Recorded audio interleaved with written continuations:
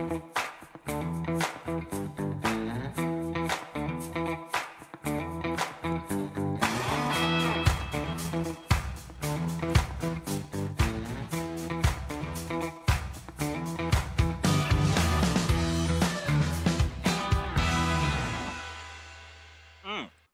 welcome. Good evening, everybody.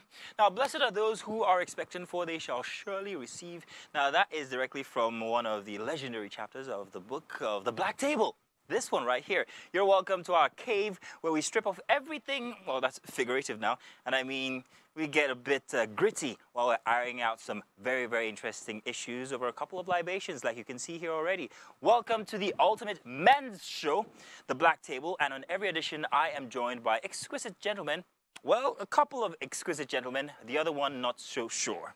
Let me take this time to introduce to you the men who will not be holding back anything but the truth. Everything here will be the truth. Let me welcome to my left here Mr. Bola Bolu Atife, who is a life coach and what's the other thing again? Management consultant. Management consultant. Somebody here doesn't think that life coaches tell the truth all the time, but we'll get to that. And I have one very interesting, what's it called? Now, never trust the guy that wears his watch on his right hand. Oh, interesting. But I didn't say you. To my right, of course, we have with us Mr. Olamide, a.k.a. Bado, or not the Bado. Not the bad one, though. Not the bad one, though. Resident for many things, but today he's joining us as one of our recipients of our good libation. Let's put it that way. And then Pleasure finally, to be here. Your wives love him, and I advise that they don't because he is capable. Although, maybe not. Mr. G.A.N.G. in the building here. Still here, still happily married. You're all welcome, including you out there. Do stay tuned because we have very interesting topics to go on today from some very interesting tweets that might have been put out over the week and maybe some instances that we're taking on. Stay tuned. We'll be right back inside for the Black Table.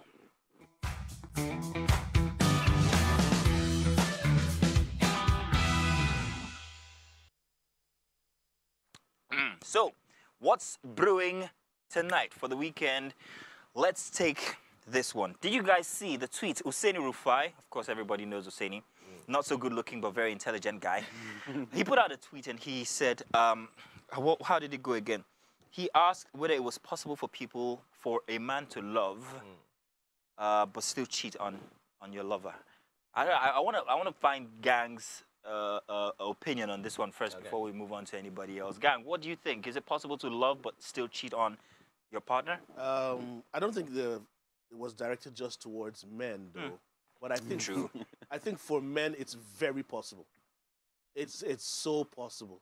In fact, it's so real that I'm sure it's happening at this moment. What are you talking about? Why? Because see, when they talk about this kind of cheating, we know what it is. It's just the number one cheating that everybody's talking about is infidelity, having sex with somebody else. Because men don't really attach that kind of emotion into having sex with anybody else, it's not a big deal. For them, it's like exercise. It's like I just got a snack somewhere, but I'm still focused on my meal. You get where I'm coming from. That's men. But for women that kind of like add more emotions to sexual intercourse. It's everything. You just start me in the heart. If a woman doesn't want you, she doesn't want you. A guy can sleep with you and not even know your name. There's no attachment. Well, a woman has to know what your blood type is and you get me? So for me, I think 100% it's very possible to sleep with someone else and still love the one you're with. Well, you married? Yes, I am. So what do you think, especially from a life coach angle type of thing? We don't go off philosophical on us. No. The point is, I was even going to say that for tonight. I think I'm going to take off maybe the life coach jacket. Thank you very much. Let's be real. I just bring it all in, right? So I think that when it comes to this cheating or a thing and all, maybe there's a way we just think about these things that makes it. We were saying that maybe ladies can't do. I know of ladies, for example, that it's a one-night stand. They meet you, they like you, they go down with you, and then by next tomorrow, they don't remember you again. You don't even think. Guess what? Guess who's in charge when it comes to one-night stands? Who? Women. Why do you say so? Because we're always the victim, yeah?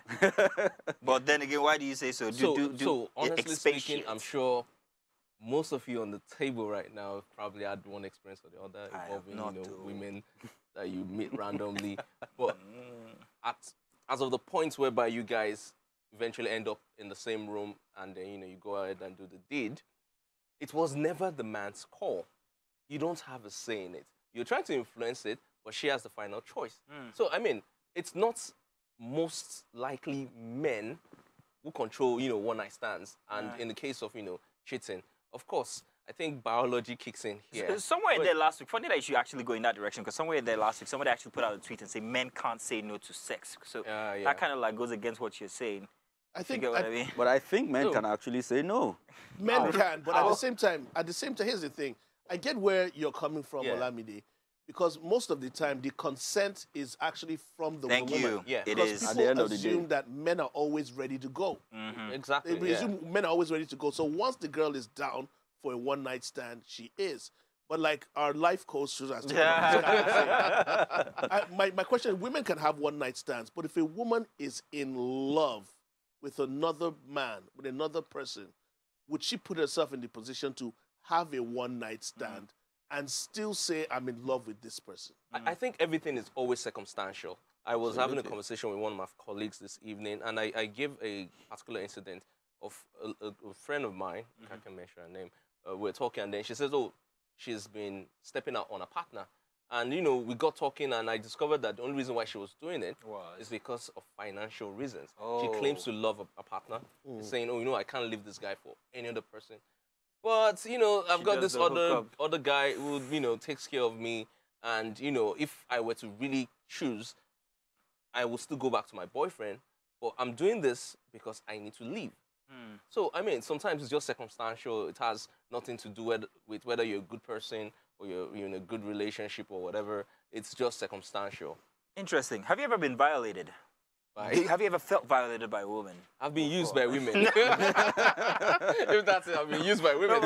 But because I say this because most times when these instances happen, women always say, oh, I felt used. Oh, God, I was violated. It wasn't. But do we ever stop and think and say, oh, wow, I think you were the one who got used as a man? Because I've had that experience, much younger man, by the way. I must have been, 28 or 29 or perhaps 30. And, she was beautiful in any case. But I remember going home and thinking, wow, if this was the other way around, I think the story would have spread and it would be that I was the one at fault. Exactly. So I just wanted to ask you, gang, have you ever been? Have I been used? Yeah. Of course, used. But here's the thing. It also goes down to what you were saying, where people believe men can't say no. That's the same reason why people also say men can't be raped. You can't be violated. You understand? Yeah. Although I know you've been violated by... No. Let's put this thing in wrong context. choice of words. When you say men can't say no, in what situation are we not, are we in control? I feel men can never reject sex. The tweet said, So we can't reject sex only if we don't put ourselves in that situation. So men purposely put themselves in that situation. But if you're in that situation, you're off pine too.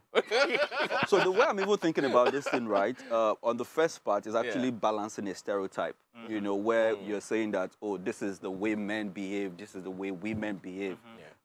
In the line of the things I do, I've seen this table move this way and that way all the time. So which is why I can say it authoritatively that, see, ladies do these things and as much as men do. As much as men do it. One of the most, do you understand? One of the most interesting, ridiculously interesting conversations I've had was with a lady who was, by all intents and purposes, a guy.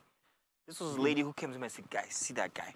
I don't do him. And it was weird. I've had such an experience when that was in my uni. You're not a guy. Why are you so very confidently saying that? No, that your friend. In fact, the case I'm talking about when I was in uni is a case where the lady would say, well, you see that I go chop her.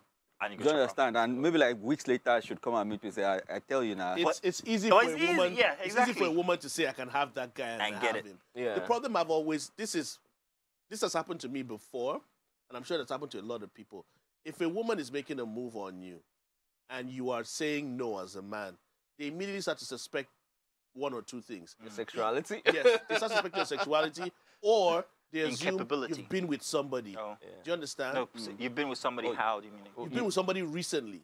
Do you understand? Or you're in a serious thing. Like if my wife is making a pass at me tonight, if I get back home, And you I'm like, no, I'm not in the mood. Yeah. It shocks her, like, how can you not be in the mood? Okay, I get you. Have you been with somebody? Are you with somebody? How can I be making a pass at you and you are rejecting?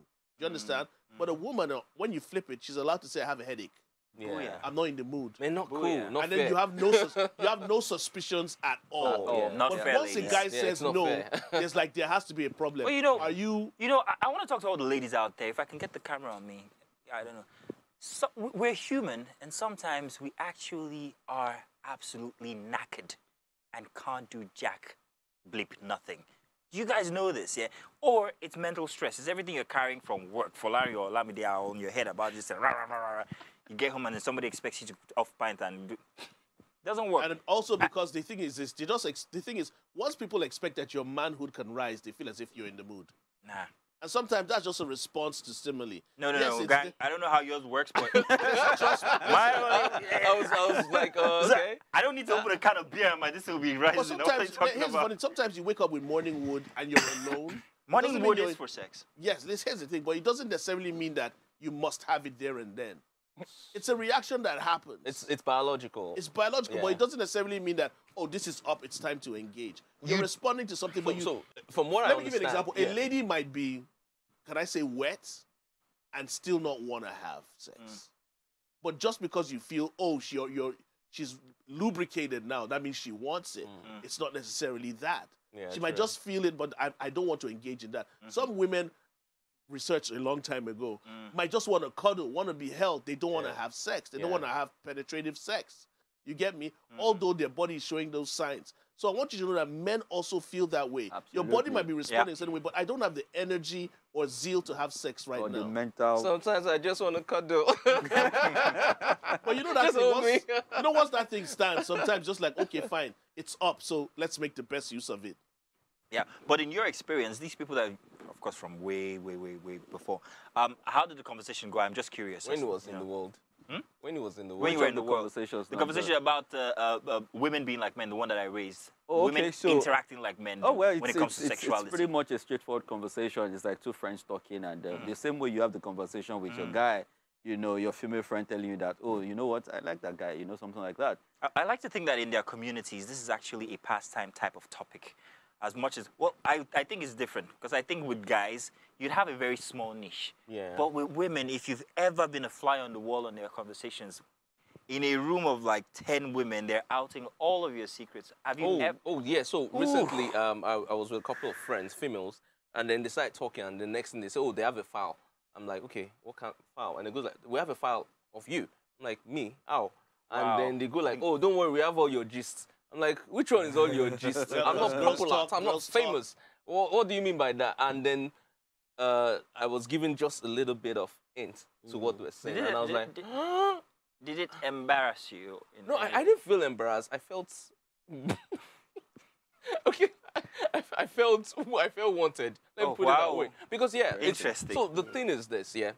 In today's world, women are as expressive as men, and a lot of times they talk about you for maybe the right reasons or the wrong reasons. It doesn't matter. And sometimes it's nice to be talked about. Please say nice things about The me. last time I had that kind of an experience was during NYSC.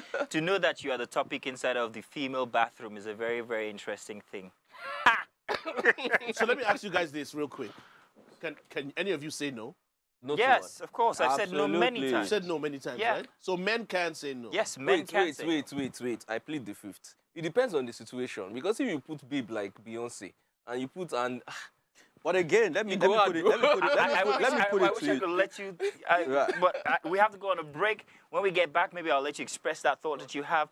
Do stay tuned. Remember, you can use the hashtag #TheBlackTable on TVC, and we'll be right back. You are welcome back. It's still The Black Table here. Of course, I have Mr. Bulu Atife in the building, Olamide, and, of course, Gang in the back. So let's... Gang in the back. Let's talk tech tonight. Now, did you hear from last week that WhatsApp is actually launching communities?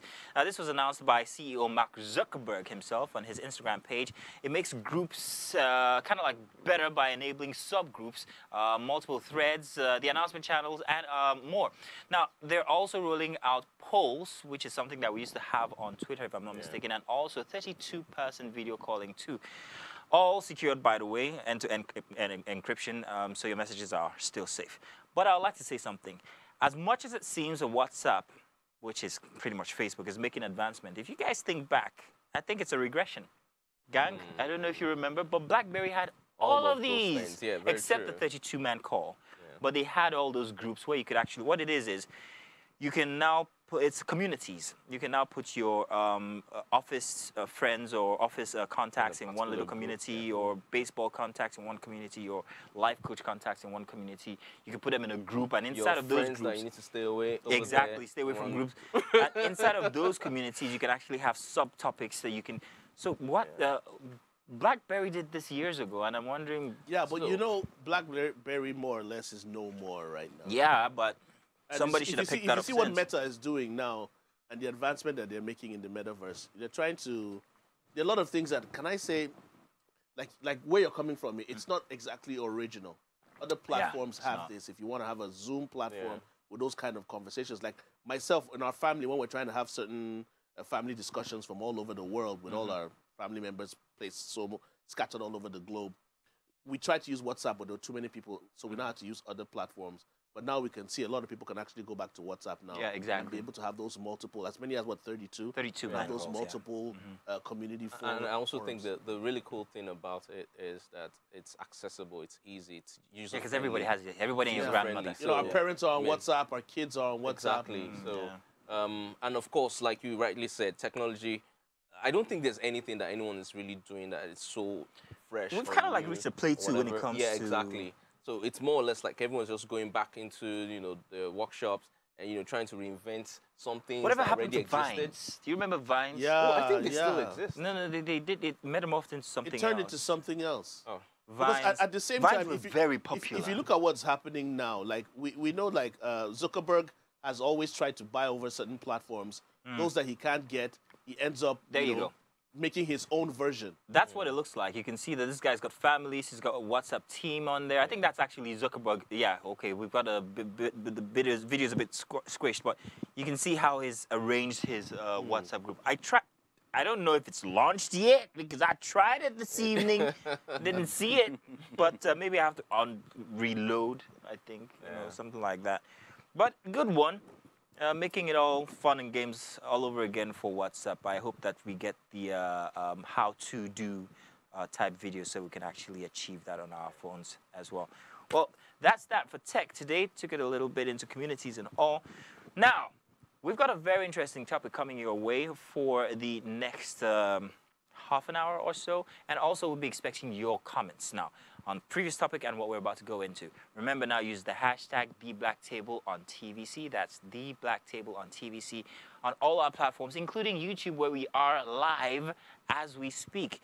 When we get back, we'll have that topic and also read your comments at the end of that one. Do stay tuned. We'll be right back. And you're welcome back. It's still the Black Table here on TVC. Now, let's talk about our main topic for today. After a refill, let's get into it. The culture of placing value on money rather than ethics and morals. Now, there's a case study.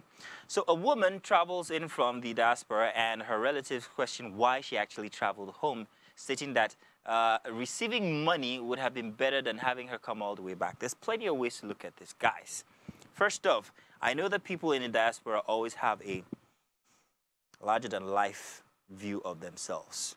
It's like everybody they left back home, and I'm sorry to say this, if you live outside the country and you're watching this, maybe not you, but most people, everybody they left back home is always trying to leech on them according to them. Okay. It, however, does not mean that people here are could be quite insensitive when it comes to, what they expect from, I call it toxic expectation. From people outside the country. Oh, you're outside the country, you must be well-to-do. At least if you send me $1, it's 900 naira type of thing. You know what I mean? So there's two ways to look at it. I don't want to go first, but Gang, do you see what I'm saying? Yeah, I totally see where you're coming from. A lot of times when, your relatives or people travel, go through the burden, the hours of the trip, and the cost as well, and they come spend quality time with you, leave, and they don't leave you with as much as the cost of what it is. Exactly. You usually tell them that you should have just sent the money and not inconvenienced yourself. You should have just sent the money. All that money, yeah, I would have used it. Because a lot of people have expectations from you when you're out of the country. And you also need to consider the fact that economically things have changed over time. Let me give you an example. I need to go see my mom. Yeah. It's going to cost me ~250,000 naira to just go and visit my mom. Yeah. Would it be better to just send her that ~250,000 naira. or go see her. Yeah. For me, I have to see her. I'd rather see her face to face because I attach more value to that presence. Than, you understand? Than the cost itself. Yeah, and I think in this particular situation, I still feel it's more of an economical thing when people are going through a bit of financial decline. Yeah. They attach value to more material things than people. I know of a particular situation whereby I don't believe in long distance relationships. I don't believe in it. I know a lot of. You're in one now, aren't you? With your father? No, seriously, he's with his father. Oh yeah. My dad lives out of the country, but yeah. What do you think I was saying? I don't know, but yeah. Exposed. So back to what I was saying, and I remember I was talking to the wife. She lives in the country here, and I was like, don't you miss your husband and stuff? And the next thing she goes like, as long as I send him money, I'm fine. You should just be there. I was surprised. I was like, why? Don't you? Really? They're married? Oh, they're married. They're married and they have 3 kids. She's been taken care of. And, that was what I started thinking, like, okay, if you're okay with your husband being away for so long. Somebody's definitely changing the oil. I also think that maybe one of the things that happened over the years is that people's values have changed, Before now, people value companionship, people value togetherness, people value family. But because the way we define success these days has significantly changed. So people have moved from real tangible stuff, to ephemeral things. And because a lot of people also these days, they never really have proper family bond, right? So because that necessarily did not exist before, it's very easy to sacrifice it.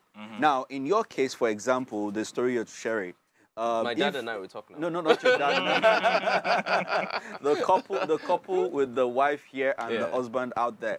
The question that we really begin to ask is, what would their relationship have been if the husband were to be here? Anyways, it would have probably been reduced to money, right? The ability of the husband to really provide for the family.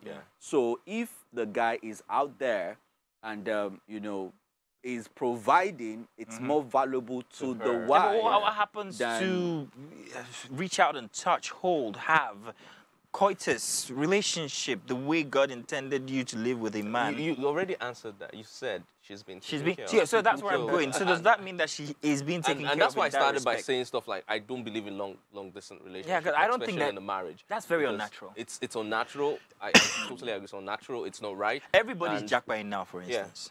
And it leads to a whole lot of things. There are families that the guy says, I want to jackpot first and then I'll bring you. Easy, see, it does not, I don't believe in it. If I'm going to jackpot where all 3 of us are going, I can't. I don't think I can stay without my wife. So going to the jackpot line, I have a different philosophy about it. You throw your wife first before you So the way I think about this thing, for example, is the budding, right, of initial settling down, especially when it's not like you have one rock solid plan.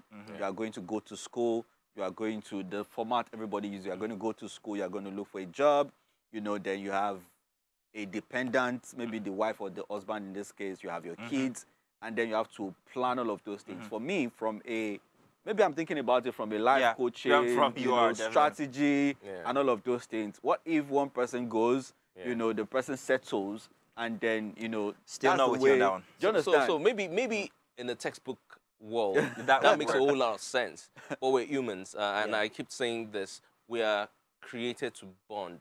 And, to connect with other individuals. Created to need. And to need, exactly. So to bring it back. Now that you say that, right, I understand the bonding factor, but I just feel humans, to a certain extent, to a certain degree, are selfish in nature. You might have a friend, a cousin, a family member that you really don't like them physically around, but because you know they have money, you like them around when they have money. When they're around and they don't have money, you don't really value their presence that much. But you like it when they come around and they bring the money in. Not to deviate from the conversation, but men also go through that. What value do you have as a man when you don't have money? How many people want to be around you when you don't have money? Which is really where I'm going, because, one of the things I've seen, and I may be wrong, but from my own experience, is the fact that a lot of families today are strained. They are here together, but the family is already strained because there is no financial capacity. So even though we are together, all this cuddle, this thing you are talking about doesn't happen. Does not exist Okay. because there is already financial strain. Yeah. Right, because the guy cannot necessarily provide. So that means money, or money determines the quality of relationships and family in today's world. Oh well, that's what it means. Because the truth of the matter is that, see, let's be frank, right? Yeah. That's what we're about. You are here, I'm here, my wife, my husband, but we can't pay school fees. And you want us to be cuddling and loving. Sometimes there's something else I want to ask put ladies out there. Which would you rather have? Would you rather have a man that provides or a man that's actually there for the cuddles? If you're out there and if you can send that, would you rather have your man provide or have him around for the cuddles? While we're on that, it seems like what we're talking about is this entitlement, what do you call it? Entitlement mentality that people have. Whether it's a relative who's do you know how dried up a woman's VJJ goes when you're broke? Are you guys serious? We will need to go back to science class with that. I don't know. Do you know how her libido drops as your bank account is dropping? It goes down. Are you guys serious? I have heard of the phenomenon, but I've never taken time to check out that kind of anatomy. Because seriously, I'm telling you, there's some women. I'm not speaking for all women. There's some women that just get aroused when they're around wealth. Isn't that most? When they're around money, when they're around a certain lifestyle, it just turns them on. And broke guys turn them off. It's the reason why Adam Sashomole could bag himself such a beautiful wife. Did I just say that? Yeah, what you said. He said it's a fact. Arrest him. He said it. But it is a fact. I'm sure this has happened to you. You see a guy that has nothing physically great going for him in terms of looks, but he's with one of the most beautiful women you've ever seen. I'm going to tell you a real life story. Damola Johnson, I'm talking to you over there. Wow, we're mentioning names now. Yes. This guy, I don't think I'm like, one of the most good-looking guys out there or whatever. We know you're not. No, I'm just saying, like, I'm being modest here, being humble. But you look good anyways. Oh, thank you. But you see, this guy is nothing. This guy looks like Teenage Mutant Ninja Turtles. Wow. Yes. He has nothing What really has he attractive. done to you? This guy calling my babe now. Oh, you said that already, actually. You did say that one time. I remember when you told it was that painful. story. Like, but guess what? He had money. So what she saw was value. She was attracted to what the guy was willing to give. He was willing to spend money. He was willing to go the extra mile. I was speaking English all the time. I was potential. But my point is this. I think from a young age, I learned that you have to have a certain amount of value financially for you to be able to say, oh, I'm the man in charge, or I'm the man in control. I'm going to rein it back in, and take us back to our initial topic. Remember I said that there was two ways to look at these things regarding especially the lady who sent the message, or rather, the lady who put out that message about people here in Nigeria being leeches and stuff like that. I think for most families who have people in the diaspora, one thing that they don't understand is that if you're outside the country, living inside of the conditions that people out there are living under, that they have to work 24/7 with no play, the environment is not exactly one that they're used to. If you've ever been to the UK before, it's not very, very nice. You only it's only sunny like twice in a month or something like that, if it ever happens at all. And this is not a joke. Have you ever been away from home so bad that you had homesickness? And I mean literally ill. For some of these people who are coming back home, it's not because they know that, this money, I'd rather, if I sense it, it will benefit them more.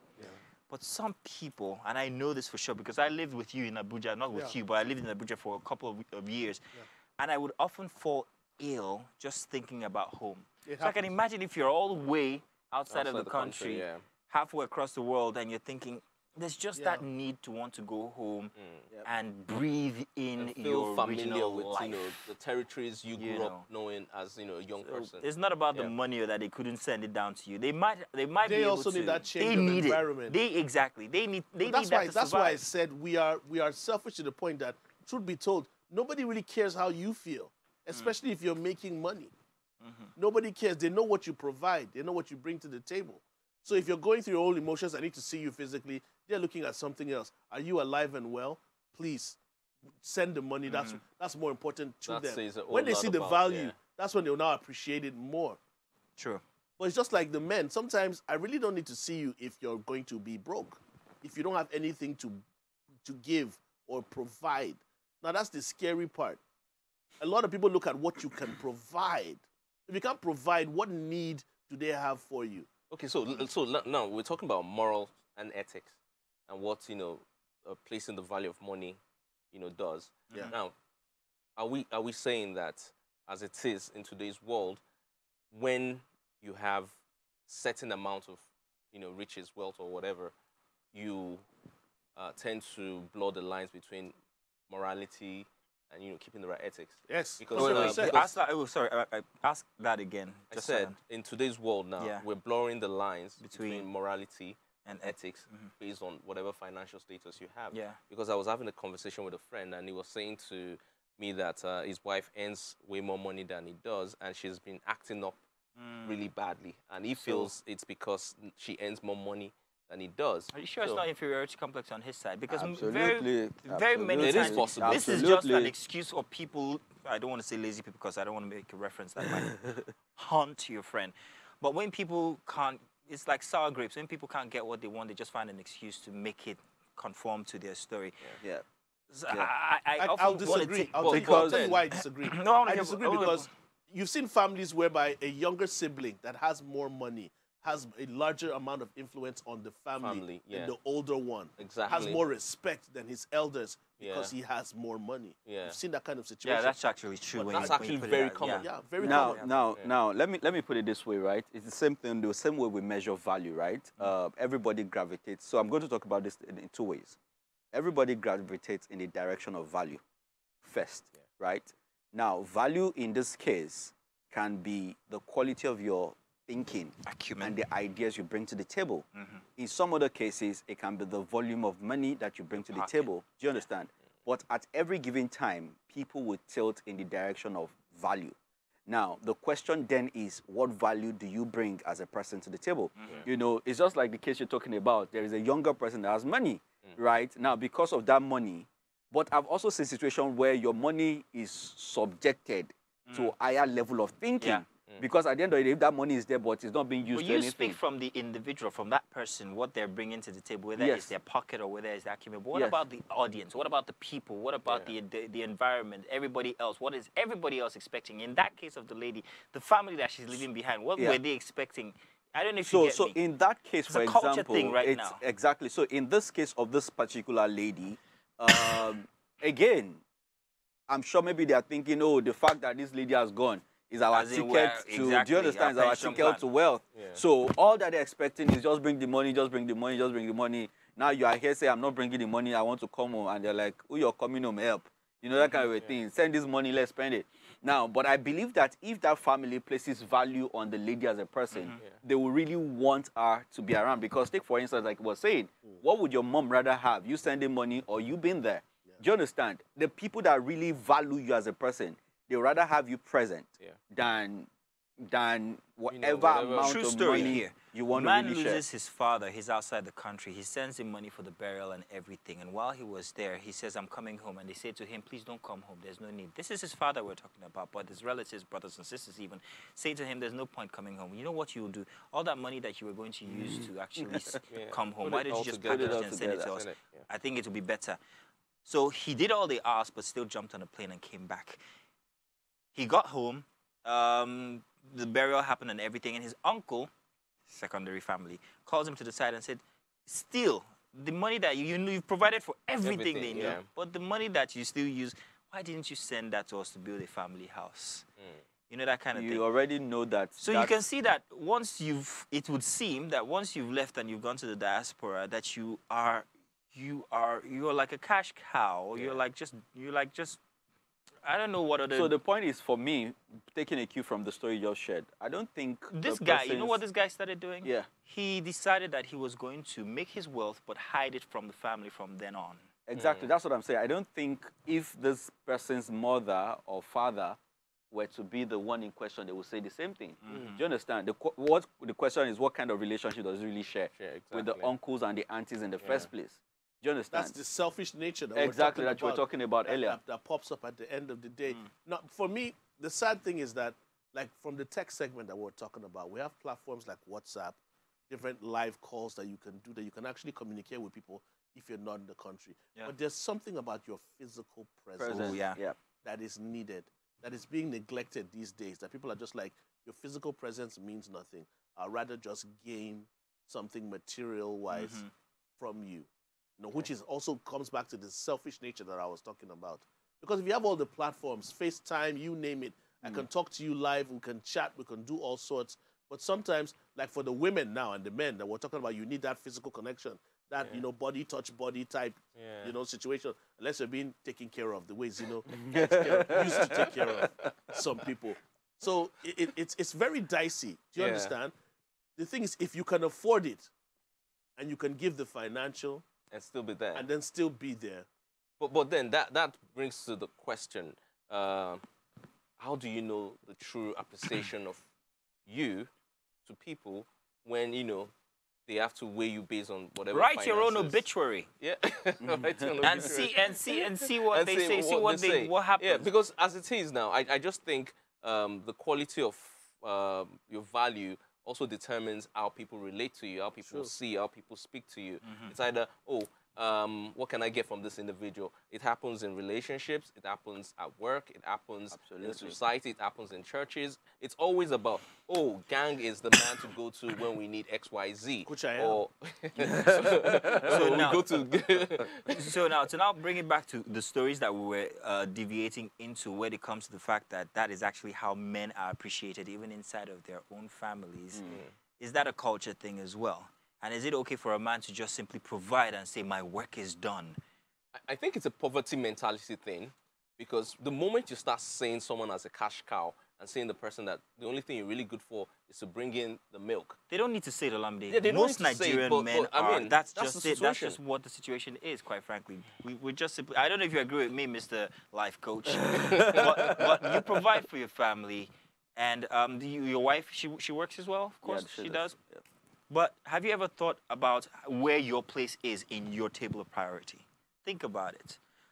You put everybody ahead of you, your kids, your wife, everything. I think. When was the last time you bought something good for yourself? That your wife did not say, Oh, well, I think sometime last year I decided to be intentional about buying stuff for myself because I suddenly discovered that I do things for everybody but myself. Yeah. Do you understand? That's the life of a man. Exactly. And I think it's just, you know, maybe it's societal, it's cultural, and the way. Cultural. Do you understand the way we're brought up? Word. Do you I'm beginning to understand? hate that concept of Yeah, culture. the way we're brought up as to the fact that, you know, even as a child, they're already drumming into your head, saying, guy, wake up, you are the breadwinner. Yeah. Do you understand? And one way or the other, you just step up to that responsibility and you begin to slave.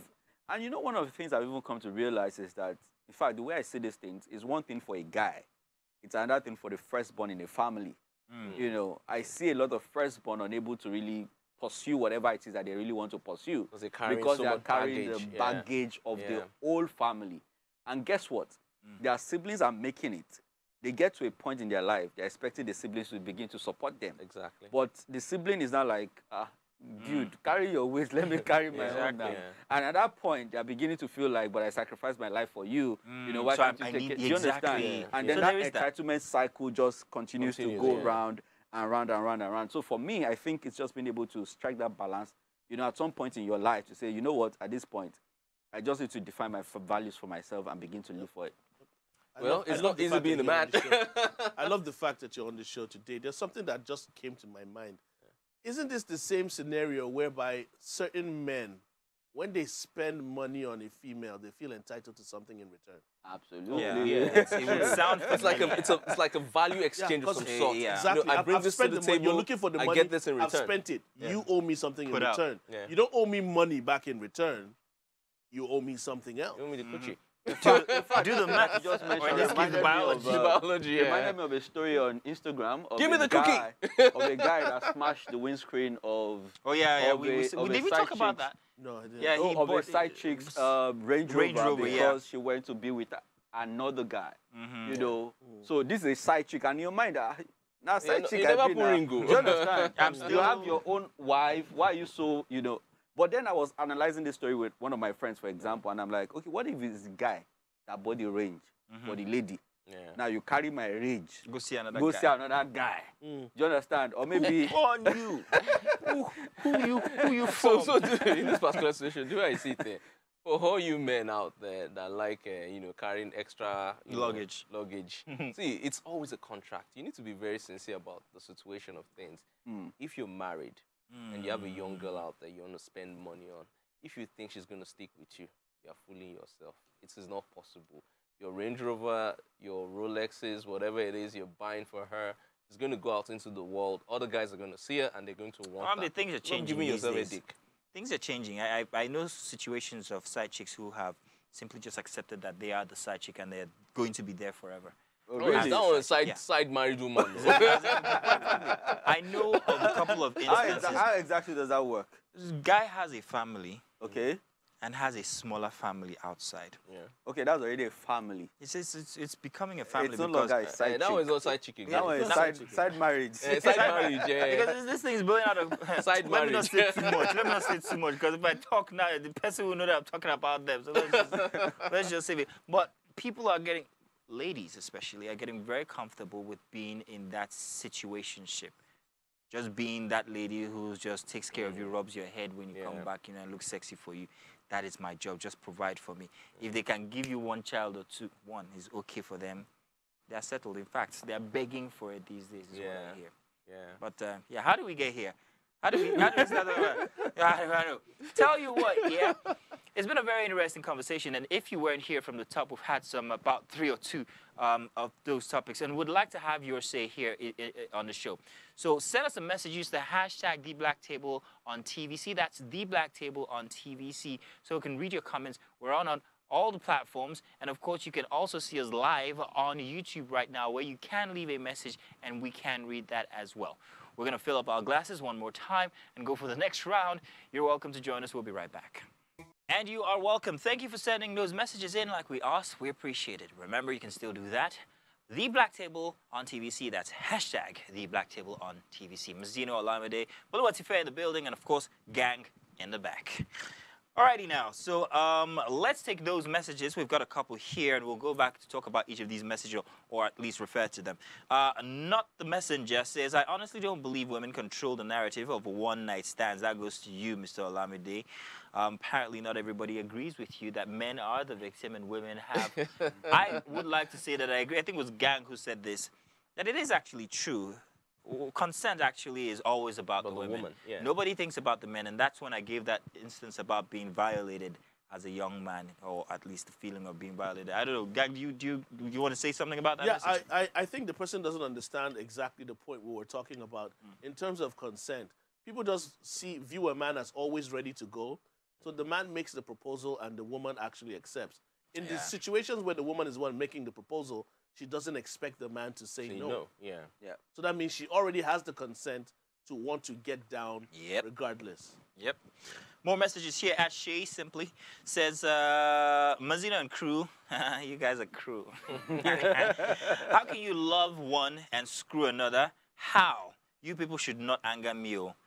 Gang, do you care to expatiate? Now, what I'm about to say is very deep. Now, you can bring out your pen and pad and take notes. This is the problem I've always had, and I'm going to take this to another level. It's easy for you to say, I love my children equally. But in all honesty, there's somebody you prefer. I wouldn't know. Right? You only have one. Even the same way you say, I love my parents, I love my mom and dad, and don't want to choose. True, actually. True that. You get me? That scenario is also there. Yeah. So the thing is, for people that feel as if infidelity, cheating, is just a sexual thing that happened. You're in love with somebody, but due to 1 or 2 conditions, do you understand? You decide to sleep with somebody else. I've seen it happen to a couple that could not have kids. For some reason, they were together for years, could not have kids. And one of them, I won't say which one, decided to step out. Do you understand? And it wasn't as if the love wasn't there for your partner. With consent? He stepped out with consent? No, without consent. Things happen that make you feel as if this is just an exercise. People just feel as if you say, I love somebody. You love your mother and father, but do you always obey them? Do you always honor what they say? You get where I'm coming? You love your parents. You love your children as well, but you always do the necessary things. Sometimes you lie to them. It's your advocacy for this. Sometimes you lie to your kids. Really... You lie to your kids, or you do certain things. It's not like you don't love them. You love your brother. You love your sister. But there are certain things you do to them in terms of lies or deceits or something. That doesn't mean you stop loving them and do other acts. So if you're with your partner that you say you love and still love, people make mistakes. It's not like once you start loving somebody, you cease to make mistakes. You're making mistakes and still loving this person. That is why I stand on the point where I say you can love somebody and cheat. And with those few points, I hope that I've been able to convince the blah, blah, blah, blah, blah, blah, blah. Later. I think everything I got from there is don't throw the baby out with the bathwater. Exactly. You know, it could happen. You just need to learn forgiveness after that one. All right, now Outlook.com, at Outlook.com. Outlook.com is actually becoming a regular, texter-upper here. Says, the entitlement mentality on this part of the world is crazy. Like, yes, especially Nigerians, we do feel a bit too entitled to things that are not ours. Did you send a person abroad, for instance? What makes you think that because I'm outside the country, all of a sudden I've just become your cash cow? You know, I would understand if you helped me. Oh, which reminds me, Charles went to First Grammar School as well. Okay. As kids, the first 10,000 naira that I made, the first bursary I got from LASU, he found his way, got a visa, and was heading outside of the country. And that was the biggest money I had gotten at that time. I think I was 17. And I handed it over to Charles. And Charles left the country. And I never heard from him again, even after he promised that he was going. So that Sound Sultan's song that talks about Chinedu, when I hear it, resonates, yeah, I'm like, but then eventually, when Charles was able to get back to me about 15 years after, or almost 20 years, I think 20 years after, that was 37 the next time the stress this guy went through in the abroad, oh my goodness. I have no idea. You have no idea what people are outside actually. The kind of jobs they take, the lifestyle they He told me he had to work at a, what's it called? A joint, where you serve, fast food joint, only so he could eat the remainder of people's foods when they were done because he had no money. Wow. That's so bad. That's so sad. And then when you now want to come home, they'll say, don't come home, Exactly. send the money. Send money instead. No, sometimes you want to come where you're treated like a king. You're treated like somebody that means something. Yeah. You know, you're demeaning yourself abroad, trying to make ends meet. But sometimes you just want to be home. Yeah. All right, now, at Balu says, Mazino, this Mr. Olamide is... Let me read another message. Let me read another message. What did I do? I'll read it. It says, this Mr. Olamide is fine. Oh. Okay, screwing one and claiming to love another is wrong now. That's all Bolu wanted to say. Your namesake wanted to say, okay, you just... Olamide, look at the... that's so you can find the person after. I'm joking. Don't do it. It's married, please. Don't tempt the gentleman on the brown table, on the black table, please. We don't allow you to feed the animals. I am the most faithful guy in Nigeria. Don't feed the animals. I'm in Lagos, you're in Nigeria. At David Goodness says, good evening, gentlemen. Can a woman also love one and screw another? Heck yes. Will the story change? Will she be safe in the society? Think I'm a standards. Yeah. If a man does it, we forgive them. Like, it's a man thing. But if a woman does it, see, let me what's our guys response? beware, because things are changing. Things are changing. I do Women know. are taking over. And here's the thing. Yeah. You know, honestly, and I love the fact that our life coach here has been able to share that with us.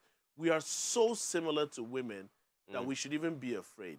They're doing what we're doing. But they're smarter than us to a point that it's not as exposed as it is when it comes to men. Exactly. You know, so it's that simple. Yes, women can do it, and they are doing it. But society, first of all, men can't say no. But then at the same time, I should say no to something that's available at the moment while loving somebody else. Here's the funny thing. I know I don't want to share this story, but let me just say it. I know somebody that was put in a tight spot because of one of his female superiors that insisted that he engaged in an unfaithful act, which he did. Now, does that mean he doesn't love his partner? He was a victim of that situation. Do you understand? Let's do this. But during the course of pleasure, he must have enjoyed himself at some point, but knew he still had somebody that he loved. It's very possible to love. Here's the funny thing. The question should be this. Did he feel bad after it? That's the question. Forget how he felt. PNC. Do you know what the question should be? Can you love more than one person? Oh. That's another question, actually. Maybe on next week's show. Yeah. But it's actually the same thing, actually. It's the same. You can love more than one person, and because you can do that, that means you can love someone more. I'm loving you for the moment. I'm loving you for the rest of my life. Wow. Interesting. I don't, guys, You know, we always justify our stupidity. We always justify our fuck-ups. Is this man drinking? We justify. We know how to justify our fuck-ups. Truth be told, you love somebody for the moment, but there's somebody else that you're loving long term. At the end of the show, I'm going to institute something new. We're going to have a man of the hour or man of the night. And I guess you already know who the stupid advocate is for tonight. All right, let's move on now. Real quick, because we're almost out of time. It's almost Saturday already. This is Onlooker 267 says, nowadays, most people have thrown morality out the gate and just want to settle for material things. According to them, is it ethics, sabi morals we go chop? Real quick. The purple cap here says, to add to what Gang said about ladies and money, even the ugliest of the ugliest man can be with a beautiful woman. And finally, Winnie Lou says, men, take care of yourselves, please.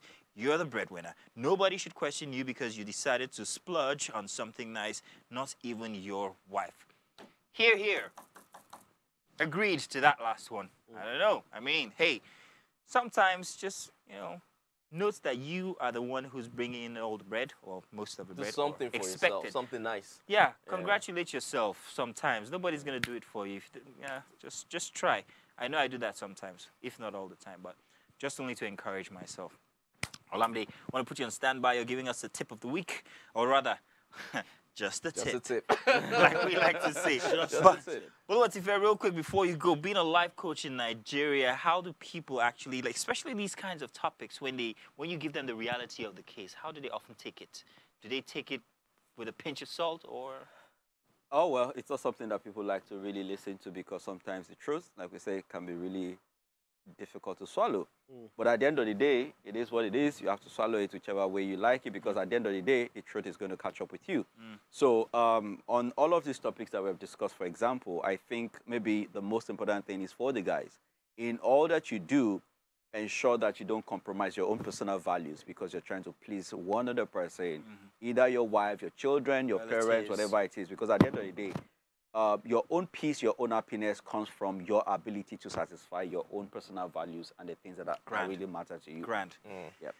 Now, just a tip. Just a tip. Oh, okay. Olamide, just a tip. Just a tip. No shoulders. So I'm going to... it's not going to go in. So I'm just going to take a page from Mazino's book. Don't take my own page.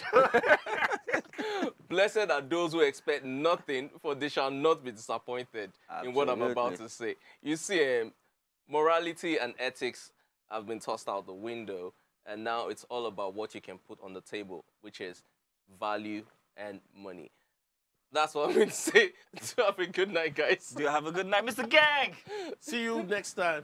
Of course. I want to say thank you to everybody who's been with us since the start of the show. Do remember now, every single Friday from 11 p.m., we do the round table, and you're welcome each time. But until next week, we say our goodbyes. Thank you for joining us. Catch us then. The party only just started because it's libations all morning. Bye-bye, everybody.